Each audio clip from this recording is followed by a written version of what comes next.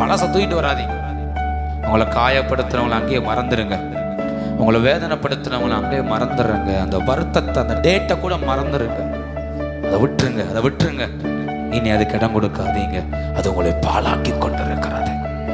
நீங்க நல்ல கனி தருவதற்காக கர்த்தர் கற்களை பொறுக்கிறார், அதை நீங்க பார்க்கல. நீ நல்ல கனி தரணுங்கிறதுக்காக உலகத்திலேயே நற்குல செடியாகிய அபிஷேகத்தை, கிருபையை உங்களுக்குள்ள வைத்தார், அதை நீங்க பார்க்கல.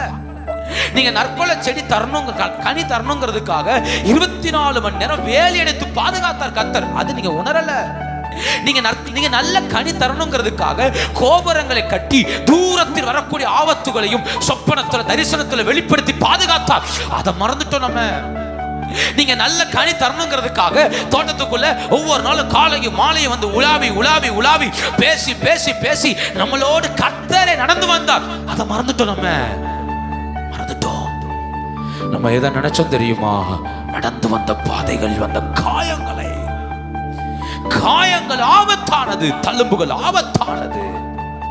குணமாயிரணும், அதை விட்டு வெளியே வந்துடணும். காயப்பட்ட, வேதனைப்பட்ட, உண்மைதான்.